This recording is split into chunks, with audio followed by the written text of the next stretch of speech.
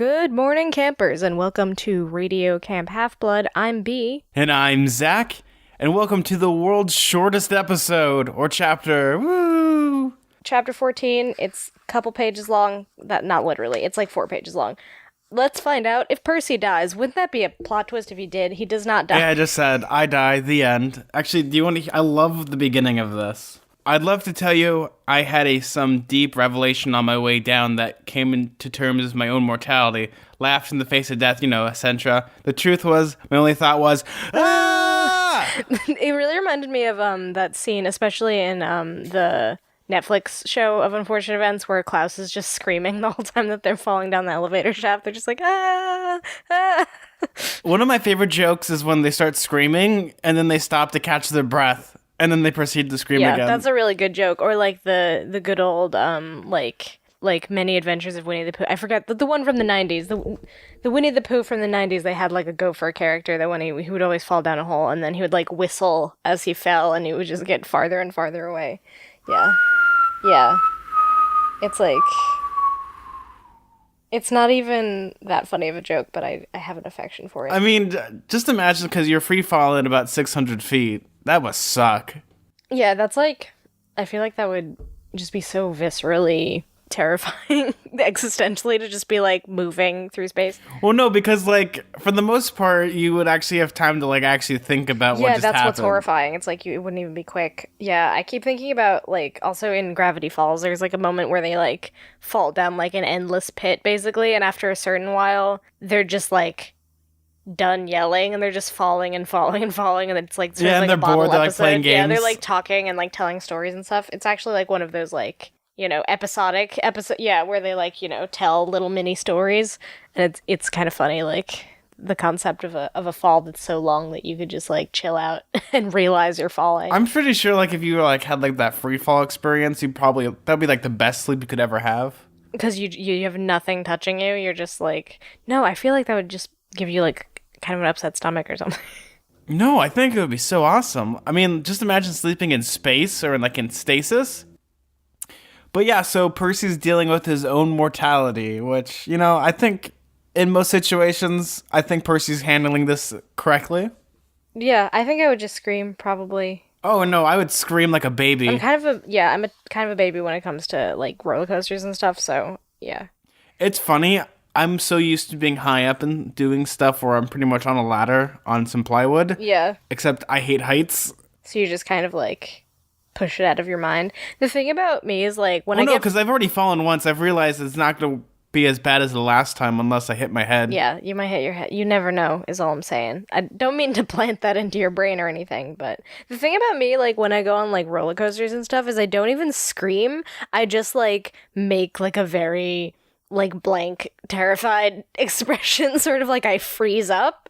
There's like a lot of pictures of me from like Universal Studios, like on like a log flume with just like my face just completely the like fear of death in your eyes. Yeah, like I'm not screaming, my mouth is like completely like a flat line, but my eyes express a lot of fear. Oh, internal screaming. Yeah, I mean, internal screaming. Yeah, that's kind of like my mode of operation. I used to be like that on Tower of Terror. I was so scared to get on that ride, and now I love it until I realized that the reason why I was so, like, I'd always have adrenaline pumping is because you're actually going faster than you would reach terminal, like, you're actually going faster than your body would reach terminal velocity. You're actually going... Because, like, gravity wouldn't be that fast. It's forcing you downward, so it's, like, not just a free fall. Yeah, faster than you should in nature. Yeah. Ugh, God. You're giving me flashbacks to going on the Tower of Terror. I went on when I was, like, very young, and it was upsetting. But, yeah, no. So, Percy rockets down to the ground, and, people, like, if I ever fall out of a plane or something, I want to hit the water. Me, I'd rather land on the soft, squishy ground, because if you hit a watered surface going really fast, it becomes a solid surface. Well, I mean, a solid surface, I feel like, would also just be a solid surface as well. Well, you're more likely to bounce. I guess, because it has, like, what is it? I don't remember any of, like, the physical properties of ground. Well, it has, like, bounce, I get resistance to it, because, like, water I would rather bounce and, like, have every bone in my body broken than have every bone in my body broken and I'm drowning. Yeah, like, all the energy that goes into water just, like, ricochets outward, while, like, the energy that goes into the ground, like, sort of reacts back to you. So in some ways it like pushes you, I guess. I don't know. I don't know science. I don't know if anyone from STEM wants to come on our show and tell us what's worse, falling on hard ground or falling on water. Maybe both is bad. I'm gonna. Well, I feel like the situation of you being out of an airplane without an apparatus such as a parachute is a bad idea. Well, I mean, I feel like the best thing to land on is probably like something solid but squishy. Oh, like a person. You should land on the most available person The possible. squishiest person, you have to point them out and be like, that person looks squishy, and you have to kind of like aim your body. We're talking a lot about falling. I mean, do you just want to show, like, we could just have, like, 2 minutes of total silence to demonstrate how black and dark this fall was? You're like way too influenced by Lemony Snicket, and that's coming from me. My entire life is too influenced by Lemony Snicket. I mean, talk about being in a rock in a hard place. Percy is not only poisoned, he's on fire and he's falling. Yeah, I feel like we all have had those moments when playing video games when you're just like poisoned and on fire and falling.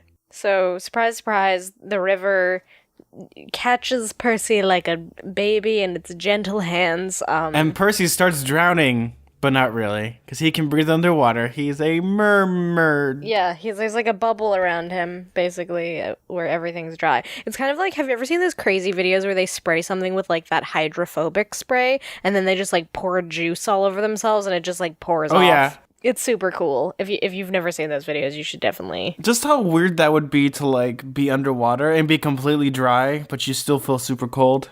Yeah, there's that sand too that you can get that's like hydrophobic, that like you pour it into water and it like looks like it's wet, but then you take it out and it's completely dry. This is why science is awesome. Yeah, so Percy's in the water, and it is, like, the coolest thing. It's almost like being in an aquarium where it's just, like, his own personal little bubble. And, of course, it's the Mississippi, so it's the dirtiest thing ever. It's not like, what was it, the Cleveland River? Yeah, it's disgusting. Which one is the one that actually caught on fire? I don't know places where there are rivers. Yeah, there's, like, a river, I believe it is in Cleveland, that actually caught on fire because it was so polluted. And it, like, burned for, like, 5 days straight. Oh god, that's horrifying. Humans are terrible and we're ruining the planet, said Grover.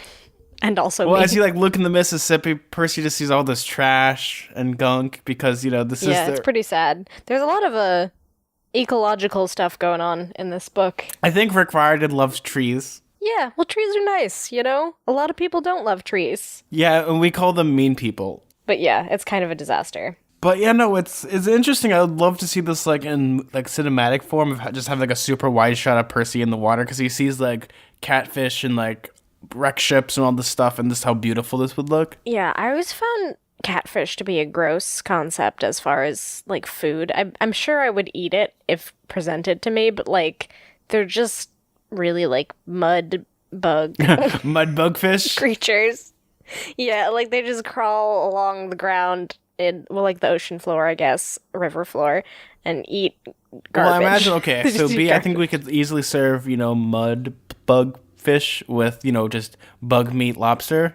Yeah, that's true. Lobster are like related to cockroaches. So I know that I'm a hypocrite because I literally have lobster mac and cheese in my fridge that I'm totally gonna eat after we're done recording. So yeah, so we could just make, like, a smorgasbord of, like, weird insectoid fish meats. Yeah, I fully admit that seafood is like kind of gross conceptually. Like if you think about it too much. Percy's in the water.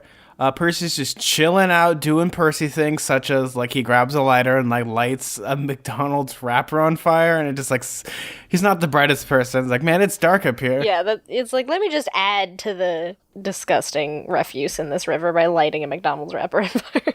Like, Percy, I mean, he could go look for buried treasure. He could, like, you know, go down the mighty Mississippi.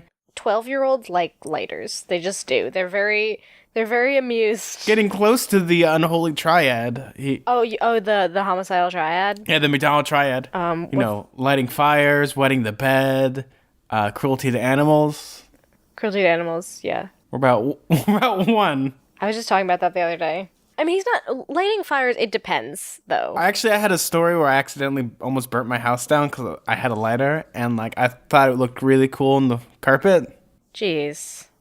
I was like 4. My dad was a fireman, so I grew up with like a very specific fear of fire as a kid, where like he wouldn't even let me like make a grilled cheese until I was like 15 or something because he was afraid I was going to set the house on fire. What was his biggest fear? I feel like, is it changing the lint out of the dryer? No, I think he was just like afraid of like candles a lot and like any kind of thing that you could like leave on. And he was like worried about like ovens being left on and things like that because it's like, I don't know, he would come up to me and be like, I've seen kids with their faces burned off and like all this really horrifying stuff that like definitely you should not tell to a 6-year-old or however old I was at the time. But like, yeah. I think your dad was probably a really chipper guy at parties.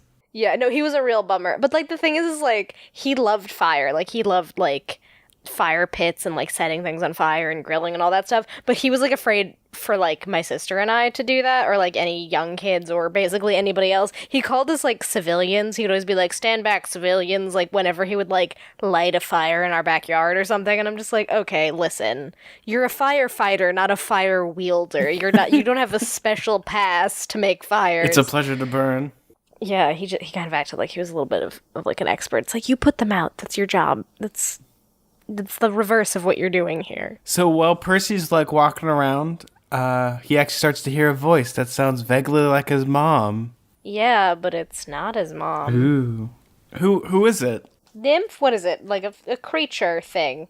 A water water creature. nymph?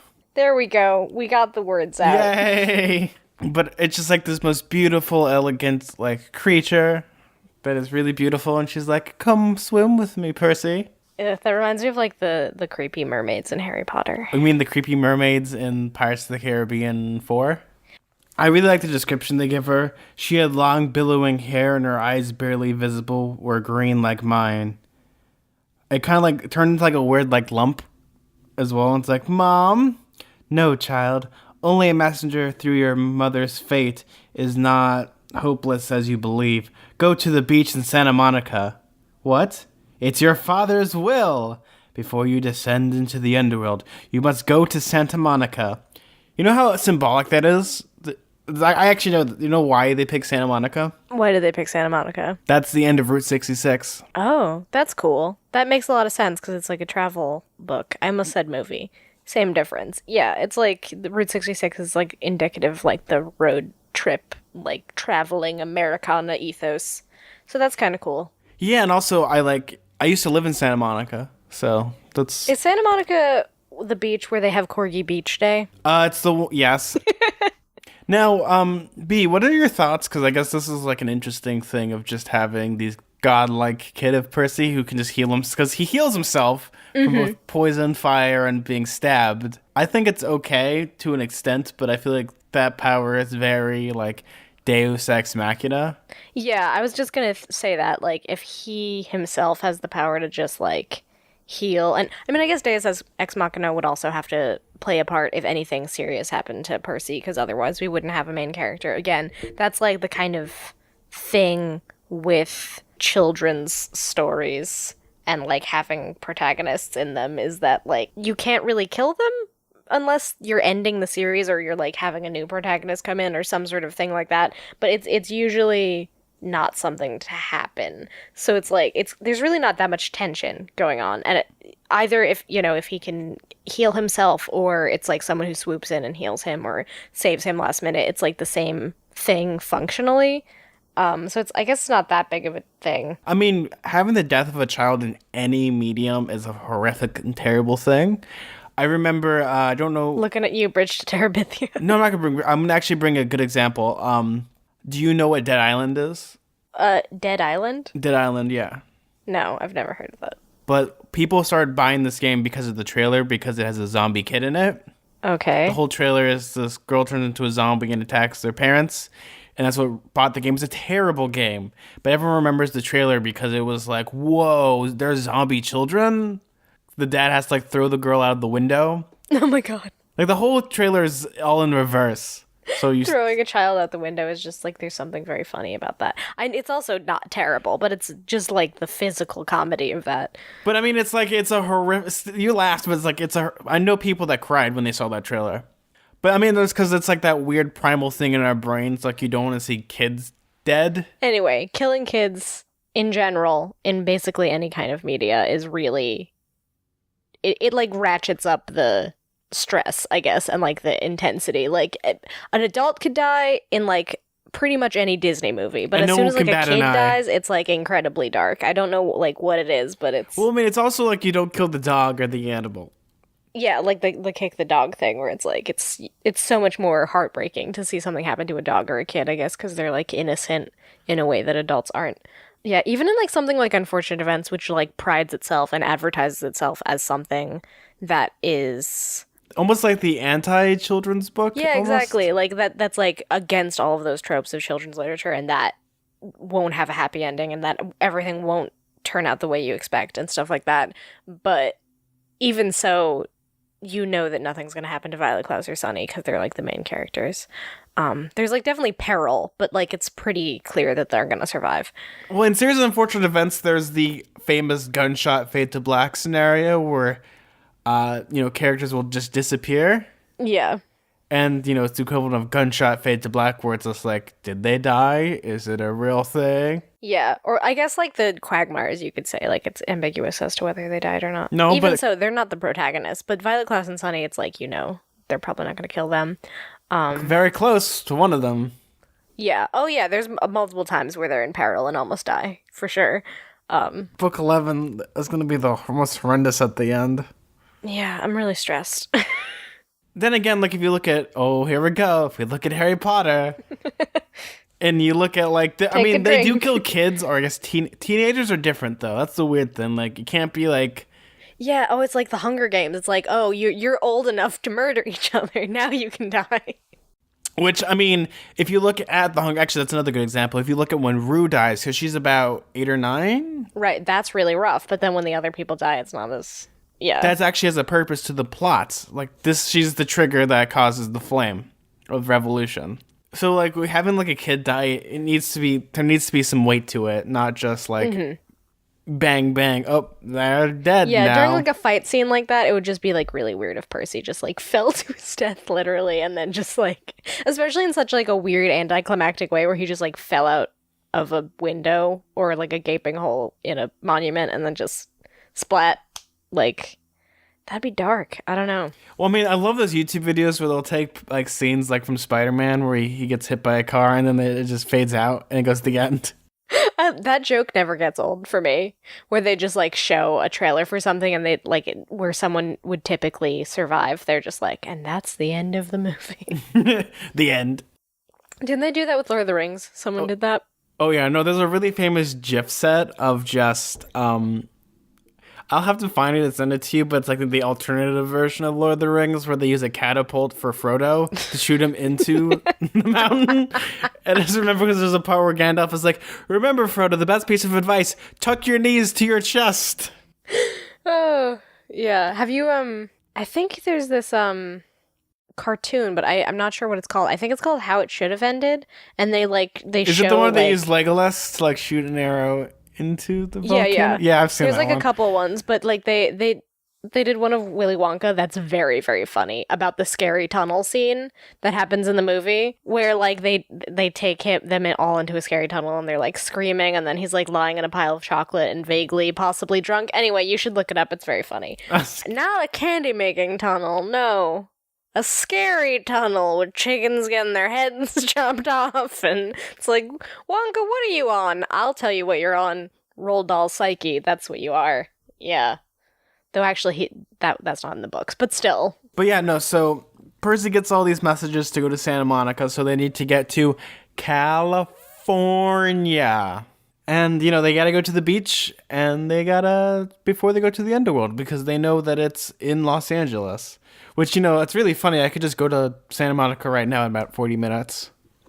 Yeah, we should totally just, like, go to the different places in I just Percy record an Jackson. episode. Well, this is where Percy Jackson was. I don't know, just, like, take pictures in front of the different things. The Empire State Building.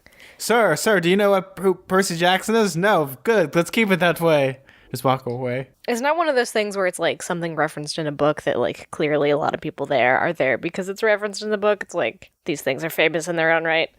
Well, I mean, there's problems with having it like that because if you look at, like, the town Twin Peaks, like, people only go there Oh, now God. because of Twin Yeah. Peaks.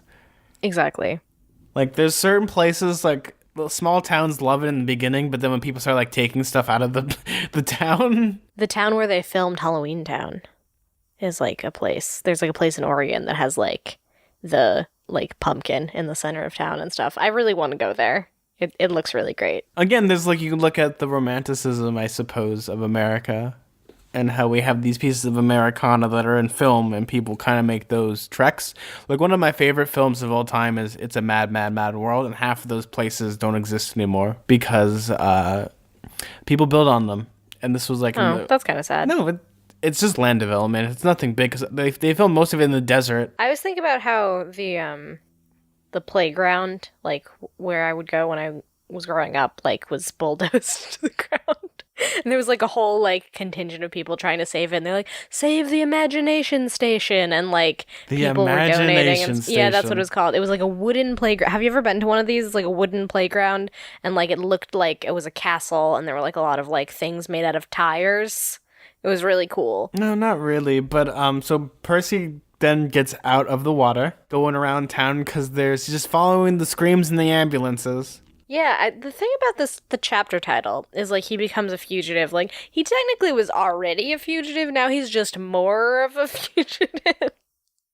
He's especially wanted. It's like if this was Grand Theft Auto, before he had, like, 2 stars, and now he has, like, 5 stars. Like, there's now, like, a nationwide manhunt for Percy. Like, they're gonna use every resource available in 2005.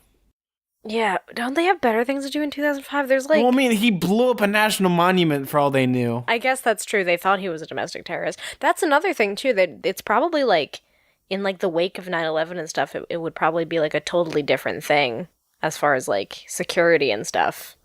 People would be like, oh yeah, he's clearly a terrorist. Yeah, no, this is, like I said, it'd be a nationwide manhunt. They would use every available resources. FBI, CIA, Department of Homeland Security. I'm kind of surprised they don't mention, maybe just because it's, like, beyond the scope of seriousness in this book, but, like, if they saw someone do something to a national monument in 2005, they totally would think that it was, like, an act of terrorism. Well, yeah, but that's the weird thing, because Percy, as he's, like, walking, he goes to, like, a news crew that say his name, and they say, well, we have determined that it's not terrorism. Like, yeah. What?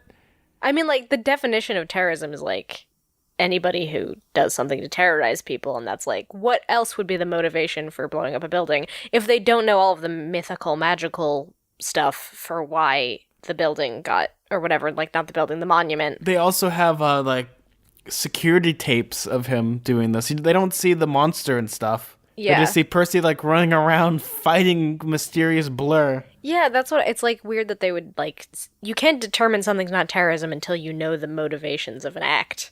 Well, and also they've determined that apparently Percy is a disturbed kid because of his good old stepfather. It's such a really interesting thing because this is, again, because this is a kid's book, it's not going to be no one died. That's a good thing. Everyone was okay. I love it because this is what I was kind of bringing up like earlier when you told me, like, I think it was like episode 1 or 2, when you like fell out of a car and the person was like, look. It's the person who fell out of a car. Yeah, it's like, look, Mom, it's the person that fell out of the gateway arch. Yeah. And no one believes the little kid, even though he's like, I saw this gigantic fire-breathing chihuahua and like all these things. Like, now, son, the drugs are gonna kick in any moment now. Yeah, I always think about, like, stuff like Harry Potter where they, like, make a mess of a city and then they're just like, all right, they just kind of, like, wave their hand and make them all forget, like, oh, there's nothing happened here, folks. Or even something like Men in Black where just things are just a total mess, but then they're just, memories are erased. If you talk about, like, in a real situation like this where magic can solve every problem, just imagine the amount of, like, I would say that would be an interesting premise for, like, a spy movie or something. Mm-hmm. Like, people know there's, like, the magical, like, how people are so mundane, like, everything could be solved with magic. Yeah, I mean, that's, like, the one thing about this book in general is, like, there are magical elements, so, like, a lot of things that would be more difficult if the protagonist was just a person is kind of, like, easily solved by things like, oh, I could heal myself, or, oh, these people can have everything forgotten with a wave of my magic hand, or whatever. Yeah, no, and that's the one thing I like about magical realism, is that, you know, it's supposed to be kind of realistic, but here it's more of an embellishment of, like, urban fantasy. I think they do a good balance of, like, there are real world repercussions for, like, what Percy does, so it's not just, like, he makes a mess of, like, the arch in St. Louis and then no one notices and they just move on to the next thing. Like, clearly, like, the notice something was going on. They wouldn't see the magical elements, but they would think something's happening. So I do kind of like that there's, like, consequences, I guess. There's consequences to every action that Percy does, especially with, like, this situation where, again, there's now a national manhunt. And I love how, like, laxed, because he finds Grover and Annabeth super easy in the crowd, as the kid's, like, trying to point him out, but no one believes the kid, and that they think he's just heavily concussed. Heavily concussed. And, this is the part that's, like, if this was, like, a national, like, crisis, they wouldn't let the trains or anything go, but they get on the trains. I was thinking the same thing. Like, that, okay, Amtrak gets delayed for no reason all the time. Metro North, are you kidding me? Like, there could be a slight gust of wind and there will be no trains running. If there's, like, some sort of domestic terrorism or, like, whatever horrible event that happens in a major city, they're not going to just be like, and everybody gets on the train. There would definitely be, like, checkpoints, and people would, like, check each individual, like, passenger that goes on the train. Like, that's how they often catch people who, like, commit crimes, like what they thought Percy did, basically, is they, like, wait. Well, I mean, also, they wouldn't let the trains go at all because there'd be a threat of what if there's more explosions. Yeah, exactly. Yeah, that just, like, wouldn't happen. I feel like what would have happened, because Annabeth has the magical Yankee cap, she would have just put it on Percy, and they would just walked on the train, but they didn't say that. I think that would have made for a more interesting... They didn't really make a big deal about it. I mean, this chapter's pretty short. They could have afforded to go into more detail about, like, how they got on the train, because it didn't seem super realistic that they would just be able to, like, waltz on with no one noticing or recognizing them or anything like that, or, like, a cop being like, hey, can I have ID, or anything like that. No, it's kind of like Argo. Have you seen Argo? I have not. Well, there's a big part, actually, near the end of the movie where they get all the people onto this plane, and they have, like, okay, the plane just takes off, but they have this super action moment where these police trucks and stuff are, like, trying to chase the plane as it's flying off, and it just flies off, and it's like, well, if this was a real thing, they'd just be like, hey, flight, you have to turn around and go back down. Yeah. They would just, like, get air traffic control or something. Yeah, it's so silly to complain about things like that when you're reading a story about a demigod who's after a lightning bolt or whatever, but the logical consistencies have to be there sometimes. Like, if he's gonna be a fugitive on the run because he did this thing and humans noticed and all this stuff, then you should have, like, the logical extension of, like, those real world repercussions, in my opinion, anyway. Wait, no, I 100% believe in that as well, because it's like you're trying to have the human aspect of not only mythical creatures are trying to hunt Percy, but actual, like, humans, which I think would be a really interesting concept. It's going to be expanded upon, but it's like how Percy's now on the run again, and it's a lot harder to, like, try to get from one side of the United States to the other, because now they know that he's heading west. Yeah, right. Like, because he has, like, sort of a pattern of movement that they can figure out kind of the direction he's going in. Yes, I mean, I guess that also brings up another point of just, like, child fugitives. That's a tropey thing, because it's happened in almost every big series. At one point or another, the police or some authority figure will misinterpret Percy or misinterpret Harry or misinterpret the Baudelaires. Yeah, it happens pretty much all the time. Basically any universe that exists where it's like there's this magical or, like, intense weird element. I mean, Unfortunate Events, it's not magical, but it's, like, whatever secret organization stuff, and then there's, like, this outside world that's existing separate from it that's, like, kind of normal. I mean, it's probably surreal and weird in its own special way because it's a children's book and that's kind of what they do, but there's, like, still, like, a sense of normalcy there. And obviously, like, they would perceive any kind of, like, weird behavior as, like, oh, this is a criminal. This isn't, like, I'm not going to jump to the conclusion that you are a wizard or that you are a demigod fighting a chimera on the top of this. Like, yeah. It's like Occam's razor, basically. Yeah, like, people's brains would just snap in half. Like, it's much easier to have, like, a more realistic thing than just, look at my friend over here. He's got goat legs. He's a satyr. To that person, no, he's a horrible freak. Oh my god, just imagine Grover and Series of Unfortunate Events. Oh, my brain hurts. Oh yeah, just like him at Madame Lulu's freak show. Look at Goat Boy. They would probably throw him to the lions or something. But yeah, no, there's I mean, it happens a lot in children's books, and you know what? It's gonna always be a thing because it's also kind of like a fear people have always feared, like authority figures. So that's Definitely, it's very strong in like unfortunate events, but just in general in YA and children's literature, there's like this sense of like injustice or like being perceived as doing something wrong when you haven't done something wrong, and I think that that's like a very like tangible feeling when you're a kid, because oftentimes like you might not have like the ways to communicate that you didn't do something wrong, but like you get perceived that you did something, or like I feel like every kid has a story of like an authority figure misinterpreted something they did and they got in trouble for something, or like the kid who actually did something mean. I mean, they even like show this in the beginning of the book when Nancy Boba Fett is like doing a bunch of like bratty things and no one notices or cares. well, because she's a special sweetheart and a princess. Then Percy gets in trouble.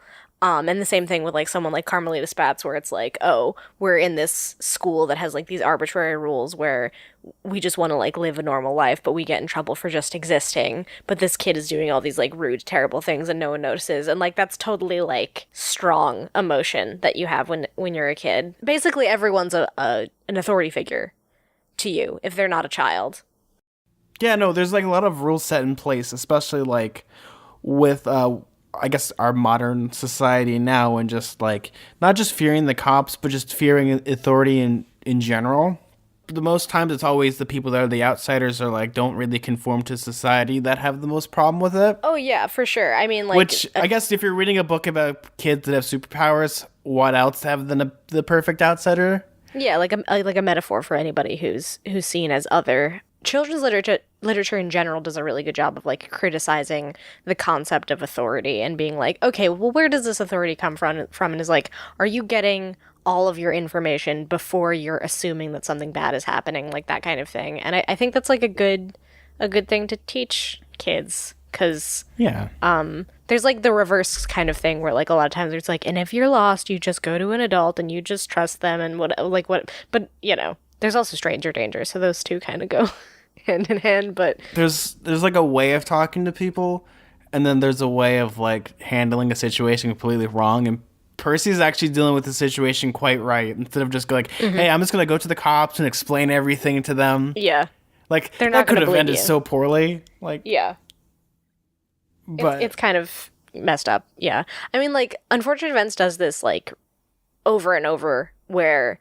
they have like the theme of like no one believing them at all. No one believing them, or like bureaucracy and like the failing of like institutions, where it's like the media, the police, the executor of their estate, the hospital, whatever, all these things that like you're like, oh, I'll go to this place and it'll be safe and they'll believe me, and like they won't believe you. And I think that I saw like a post, this is about Unfortunate Events, but it like rings true in general about like certain types of children's literature, and I think Percy Jackson falls into that, where it's like that's like a comforting thing, I think, for children's feelings to like be validated. Sometimes you do go to an authority figure, like, oh, all my life I've been told just talk to a teacher, just talk to whatever, and everything will be fine. And like that's not always the case, because adults are people too, and they're not these infallible beings who always know right from wrong. No, I think that's also kind of the thing about with Greek gods as well, is they're not perfect beings at all. They're infallible. They have their flaws, same as with humans, especially like God, like the Greek gods have biases both between their kids and other kids. Yeah, I think that's like a good theme in general, because I think especially when kids are like super young, there's like a very specific like black and white morality that you're taught, that like certain people you can trust, and like these certain people are always going to be right, and everything always goes according to plan, and obviously like, but that's not how the story goes. That's like an easier thing to explain to kids, that like, oh, these certain authority figures are who you can go to and it'll always work out. But like to complicate that and to like kind of let kids know, like, it's also true that sometimes your parents can be terrible. A guardian like Smelly Gabe can be terrible. A teacher can turn out to actually be a fury. You know what I mean? Like there's... Yeah, and then there's also like the least likely people, like Mr. Brunner, who in the beginning of this book is low-key terrible, but he has a reason for being terrible. Like, he's just distant and jaded. Yeah, well, then also sometimes authority figures do things that seem unfair but are actually in your best interest. So it's kind of like both. I mean, I would call that like the Mr. Miyagi effect, where if you watch The Karate Kid and how Mr. Miyagi teaches Daniel, like, he's like, you wash my car, you do all these things, which Daniel's like, I just want to learn karate, but in effect, he actually is learning through hard work and experience rather than just theory. Yeah, I think that there's like a good balance of that. Like, I feel like the worst children's books are just like, this is how things work, this is the way things always work, and adults are always right. Oh, you mean C.S. Lewis? Yeah, C.S. Lewis, definitely. Oof, some of that morality stuff is really very terrible. I mean, I love the Chronicles of Narnia. Don't get me wrong. The first book I enjoyed. The last book is real weird. And misogynist, and oof, a nightmare. It's real bad. I think there's weird periods where, you know, you have moralities. I mean, if you want like a really great example of like morality, and I would say Series of Unfortunate Events, but I would also say if you haven't read The Way of Kings by Brandon Sanderson, it has some of the best versions of morality with characters. Like, some characters like, you, man, I hate this person, but then like you actually get their backstory and you actually get into their head. And it's like, oh my God, I understand why they're an asshole and why we need them to be like this. Yeah, exactly. Yeah. Sometimes people who seem like they mean well are actually not meaning so well. They're not super great or someone you can trust. And sometimes people can seem terrible and actually they end up like being nice and there was a reason why they were acting terrible. So it's kind of like, yeah, it's leaving room for the gray area of how people are. And I think that's a good thing. You know, the whole Maurice Sendak approach to things where it's like, if it's true, you tell them. That's just true. That's the way people are. It's complicated. Things don't always work out the way you think they are going to work out. So this chapter ends with Percy, Annabeth, and Grover back on the Amtrak, uninterrupted. Inexplicably. Inexplicably interrupted. Yeah. No checkpoints, no nothing. And they speed away towards, you know, the great beyond. Yeah, of, you know, manifest destiny. With the police lights still pulsing against the St. Louis skyline. Like, what? That's crazy. That would never like, I understand. Again, book about children who have magical powers. I fully understand that it's kind of ridiculous that I'm saying this, but just, like, they just get on the there's no person, there's no, like, cop they have to, like, avoid or something. Just like, if they give me a little bit of that, just like a little something where it's like a checkpoint or they had to like put on the magical invisible hat or something, like I would totally be cool with that. But it was just, there is a thing in literature called shoe leather. Like, it doesn't really matter. Mm-hmm. You know, do you know what shoe leather is? No. I've never heard that phrase. Shoe leather is getting to point A to point B, and the shoe leather is like talking about, so Percy opened the door. Yeah. Percy walked, like, Percy was like stuff like that. You can cut shoe leather out and just do Percy gets on the train and nothing happens. Ends the chapter fine. I guess. I mean, like, you can do that if that's what happened, but I would imagine that there might also just be that Rick Riordan had, when he was writing this book, Disney Hyperion or his editing, wherever, told him you can only have this book to be so many words. Yeah, I mean, I'm sure that that's, like, the case, too. Like, there's always things that get edited out and, like, in original intentions of, like, how a story's supposed to go and they, like, cut things. But I feel like that, I don't know. I mean, we're looking at this from a modern perspective, and then this is also, like, 3 or 4 years after 9/11. Yeah, but that's like when security was like super intense. Like, if especially like in major cities, like New York City was insane. Like, you getting on a plane was like such an ordeal, and you had to like you got scanned and you take off your shoes and all this stuff. And I mean, you still take off your shoes, but unless you get TSA pre-check, which I have. But yeah, it's just like a nightmare.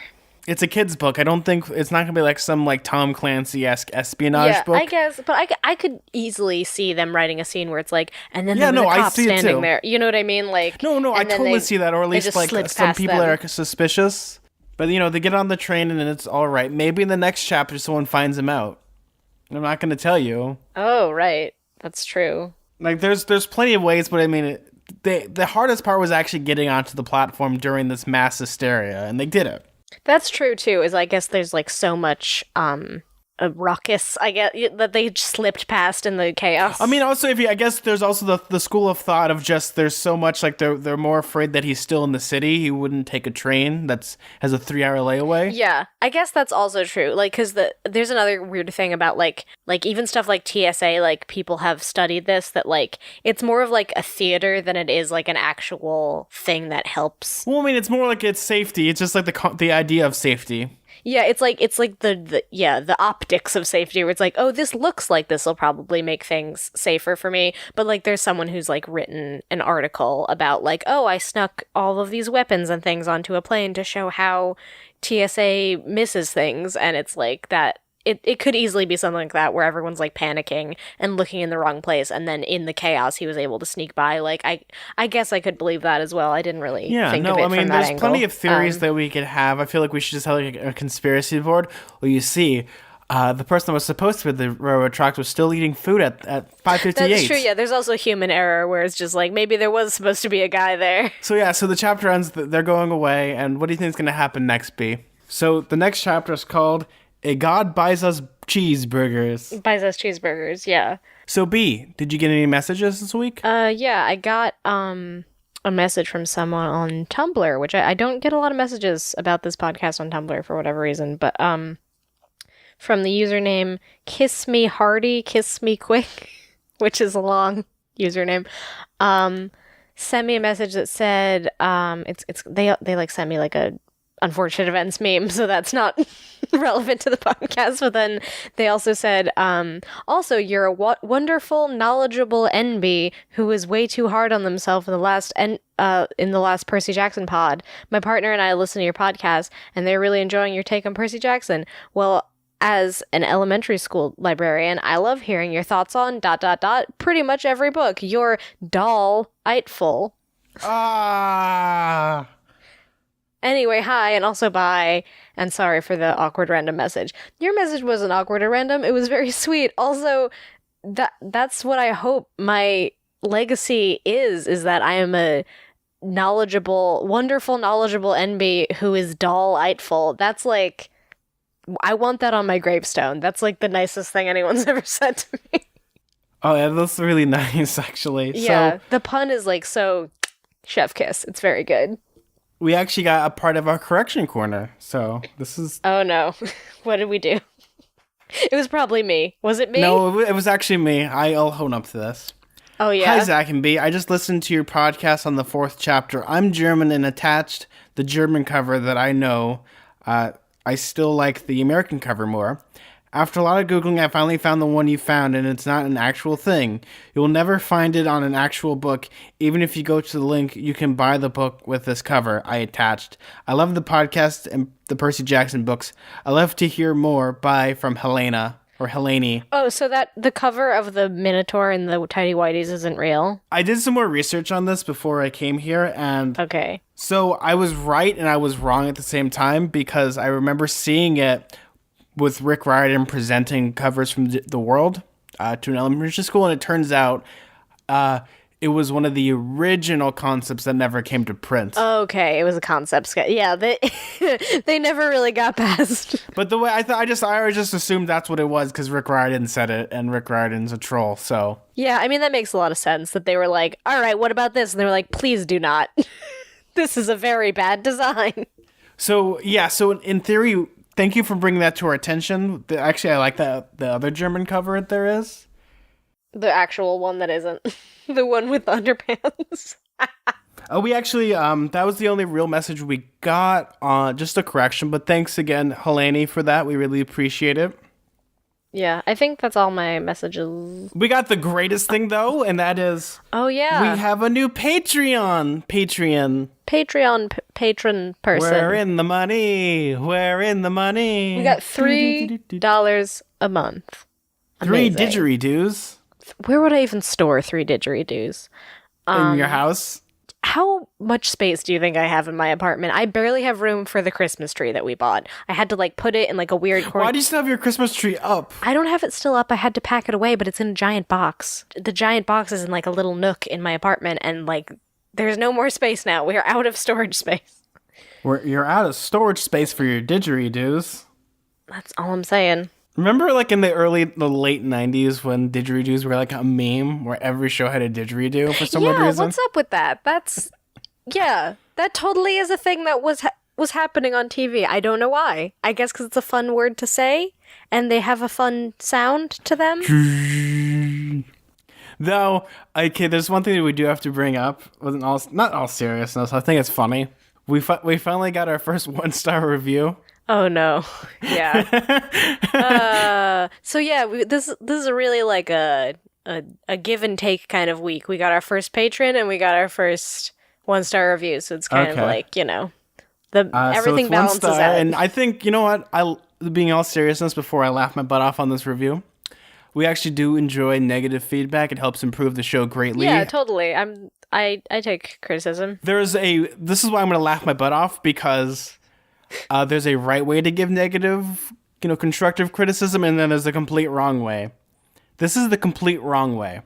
We're just going to put you on blast. I mean, that person's not listening to this podcast. No, they're not. Unless you're hate listening and you've listened to the end of this episode, like, of our 14th episode, like, why would you bother? No, because if you are, I'd love to actually hear why you think this way. Sorry, but I think it's boring. Please try to make it more interesting. Was that the whole review? That was the whole review. What do you mean? Yeah, see, that's why I'm laughing. There's a complete wrong way to do constructive criticism. You didn't give us... it's not constructive, because you criticized without saying what would make it interesting. What's interesting about it? No, but do you want us to, like, talk about, like, special things? Like, because we've talked about this before several times. We're not going to talk about ships. We're going to talk about crazy fan theories, and we're not going to get mad at, like, Rick Riordan for writing that our precious cinnamon muffins didn't get the right ending. Cinnamon muffins. I don't think that's the phrase, but now I want a cinnamon muffin. But, like, there's... And a cheeseburger. Rick Riordan can write whatever he wants, and we're just going to consume it and talk about it. Yeah, basically. I mean, we might talk a little bit about crazy fan theories. If we might come up with our own fan theories. But, okay, fine. You know what, B? We should just talk about our favorite ships right now. What's your favorite ship? God, I don't know what my favorite ship is. My least favorite ship is probably the Titanic, I guess. This is my least favorite ship. It's not the RMS Titanic? Yeah, I mean, it's not a good ship because it sunk. It was an unsinkable ship. Well, it wasn't. You know, the fun fact about the Titanic is when it actually was leaving for its maiden voyage, it almost actually sunk before it even I heard about that, actually. The dry dock. I have a friend who's obsessed with Titanic, who would pepper us with fun facts pretty much all the time. The entire thing was like they forgot the binoculars that night. The person on watch was drunk. Like, horrible stuff. But what is your favorite ship? Because it's the most romantic of all the ships, right? Yeah, probably like the RLS Legacy from Treasure Planet. With like... I mean, that has such a beautiful ship. I mean, it's wood. It flies in space. With Jim Hawkins and like that one cyborg pirate whose name I forget. Long John Silver. Is it Long John Silver? Yeah, that's what I thought. I need to watch Treasure Planet again. Oh, hey there, Jimbo. It's good. Oh, I have the video game of Treasure Planet. I wish I could play it again. I always want to say, I always get there, because I remember the music for that one, but I always get confused for some odd reason with Phil Collins and Tarzan. I want to know, can you show me? I want to know if there's pirates like me. Yeah, basically, that's kind of the plot. The music for Treasure Planet's by John Resnick, the guy who is the lead singer of the Goo Goo Dolls. Okay, that's what I'm... Okay, yeah, that's... And I know that. Do you know why I know that? Because the Treasure Planet video game I had as a child had the music video for the song that he wrote, I'm Still Here, which has a really cool music video, actually, if you want to look it up on the YouTubes. It's like very early 2000s and super great, and it has scenes from the movie. Rad. But yeah, that's definitely my favorite ship. What's your favorite ship? Well, my favorite ship has to be the Millennium Falcon. But isn't it garbage, though? No, it's not a hunk of junk. It made the Kessel Run in over 12 parsecs. But didn't Ray call it garbage? You know what? Luke also called it garbage, and it's not a hunk of junk because it's the fastest ship. It doesn't just, go past those Carillion flyers. I'm talking about the real thing, Imperial Star Destroyers. I know that you're quoting Star Wars verbatim at me right now, and I could just, feel, the visceral nerdiness. You're so nerdy, I'm absorbing it, and I'm becoming more nerdy just having known you. Let's see, my least favorite ship. This is hard because I actually had to think about this because I actually like. Here's my honorable mentions because I don't like least favorite ships: the Battlestar Galactica, the Serenity, an X-wing, a TIE fighter. Oh, a Colonial Viper from Battlestar Galactica. Oh, if you were talking about my favorite boat, then the boat from Jaws, the Orca. Oh, yeah. You're gonna need a bigger boat. But those are some of our favorite ships. But if you ever want to send us negative feedback or things you didn't like about the show, we would really appreciate it if you just gave us more insight to your criticism. The Pequod. That's what I was thinking of. Oh, the Pequod and its crew is the name of the boat. 2? I did not like Moby Dick. A real slog to get through. They describe a lot of, like, squeezing of whale blubber. Yeah, so we got 2 new iTunes reviews that aren't 1 star. So we have a review from Sipper24. Great. I really enjoy listening to the podcast and hearing my emails read. Keep making episodes, please. We just read your email. Look at that. We just read it again. Yeah. We have another one from Little Bongy. Thank you for bringing Percy Jackson to the limelight. As a huge Harry Potter fan, I appreciate all the reread podcasts out there on Harry Potter, but I also love and adore mythology and read most of Riordan's books. I was very saddened by the movie and hope people don't judge the series based on the films. I'm 23 and proudly rereading these books. I'm about to reread Heroes of Olympus. I can't wait to hear more about the episodes and the witty banter. Thanks for spreading the word on this cool series, and I hope to introduce it to my daughter one day. We have I'm witty a little banter, behind really? episodes, but the last one I listened to had B wanting to know my favorite Disney Channel movie. It's a tie. Brink or Halloween Town. Love, Karen. Oh, man, those are really very different movies. I mean, they're both incredibly Disney Channel original movie-esque in their vibe, but Brink is not a particularly good movie. And I say that having loved it as a child, and wanting to be an inline skater professionally, like as a dream.